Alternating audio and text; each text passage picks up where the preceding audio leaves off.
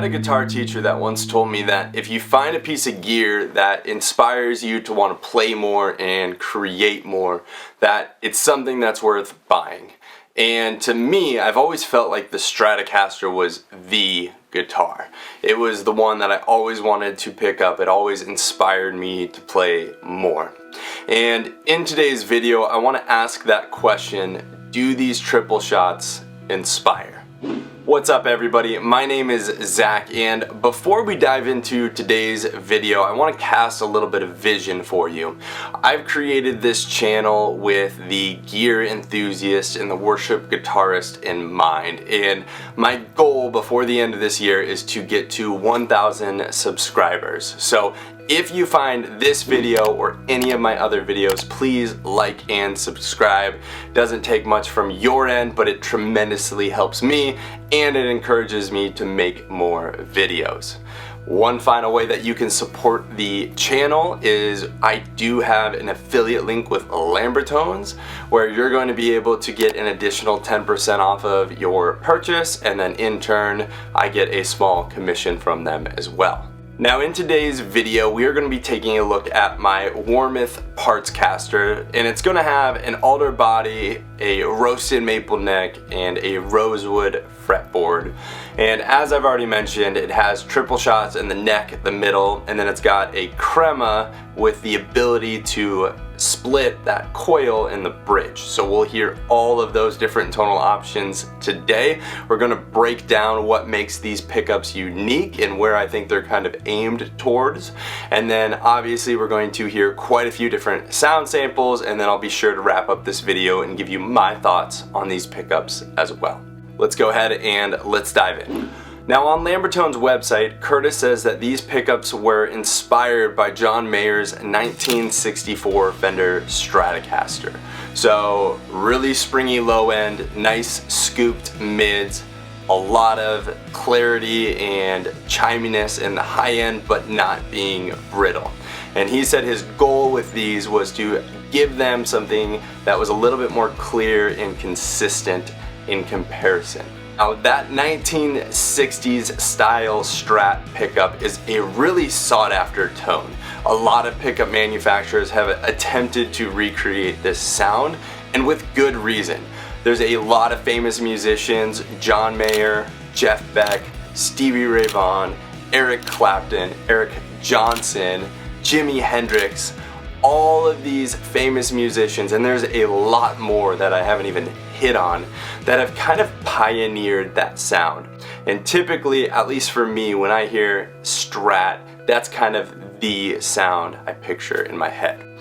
And I think this further begs the question, do these pickups faithfully recreate that 1960s era Strat sound, or are they going for something else entirely? Now, although DC resistance doesn't paint the full picture of what these pickups sound like and their overall output, I think it does paint a picture, at least in comparison to a lot of these other style pickups, kind of where we are sitting. So in relation to other 1960s style Strat pickups, these are going to be on the lower output side of things. So taking a look at the readings here, on the neck we're sitting at 3.6 thousand DCR, on the middle 4.05 thousand DCR, the bridge 3.95 thousand DCR, and I'll post a link obviously in the description down below for you to take a look at this. Some other unique characteristics with these pickups that are going to vary a little bit from other pickups is that Lambertones uses Alnico magnets, which that is not unique, that's pretty common, but then a unique wiring and tension method that's going to give you those really clear and kind of velvety lead lines. Now, as I mentioned earlier, this specific model that we're taking a look at does have the Crema in the bridge, but we've got the ability to split that coil, which is going to give us a ton of tonal options. So now that we've got all the specs and kind of that introduction out of the way, let's go ahead and let's hear how these pickups sound.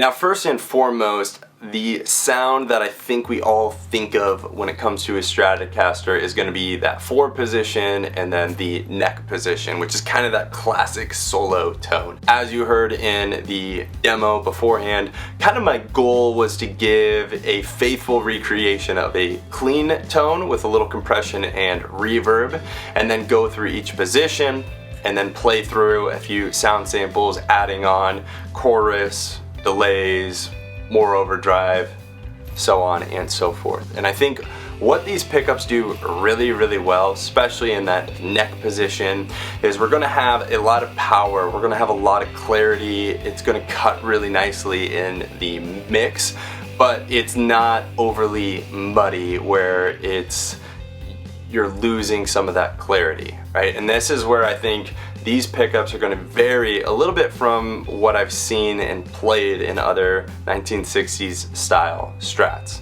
Now that fourth position Strat sound, you know I had to throw some John Mayer samples in there, but this is kind of the Strat tone, right? This is that out of phase, that neck and middle position pickup that we're all used to hearing, that's so incredible for blues and for rock, and it's just got this unique tonal character that really only a Strat can pull off.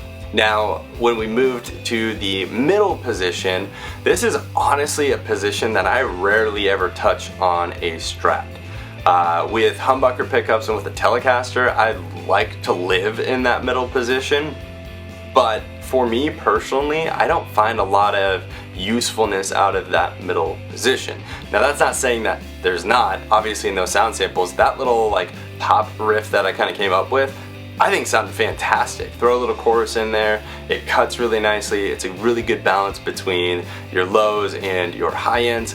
It's just not a position that I often find myself going to. Normally I'm going to cut to the 2 position if I want something a little bit more open and airy that's got some more unique characteristics to it in that single coil kind of sound. Speaking of that second position, this is where this guitar is super versatile. So with the tone knob pulled up, it's going to split the Crema, which is already a low output PAF. And actually, if you're really wanting more samples of that, go ahead, check out my video up top. I've actually done a full review of these pickups already. But the really cool thing here is that if I want a little bit more oomph and power out of that 2 position, I can push that down and then we're gonna have more of that backing behind a full humbucker. Or if I want to clean it up, I can pop that and get more of a faithful recreation of a typical Strat. Moving into the bridge, again, this is going to give us a ton of tonal options. You're going to be able to have the bridge standalone single coil or full-on humbucking, which for me, where I've always strayed away from Strats for at least praise and worship, is praise and worship typically requires really powerful lead lines with a lot of reverb, a lot of delay, and at least what I found is typically that bridge position of a Strat tends to sound a little thin and brittle. I almost always would prefer to go to the neck position, but when you've got an HSS setup, then you can go to that bridge and you've got a little bit more power, even a little bit more volume and balance inside of that bridge position. So for me, I think that's incredibly versatile, and honestly it's kind of one of those guitars that, like, if you had one guitar, HSS style Strat is a really good option. Now, aside from just wiring options in Stratocasters by themselves, bringing us back to the triple shots, I think these specific pickups are a fantastic pickup, but in my opinion, they're not fully aligned with that 1960s style Strat pickup. And I may be reading into that a little bit too much, but where I see these being really beneficial, and this is what I think LAMBERTONES does really well, is creating lower output pickups, which then allow you to push your amp a lot harder when you want to drive that guitar. Alright everybody, that's all for today. Like I mentioned earlier, please like and subscribe. It's a super easy way to support the channel. And if you stayed here all the way to the end, you've obviously found this content or my other content helpful. Hit that bell icon if you want to be notified about future content as it's released as well. And stay tuned. I will talk to you later. Bye.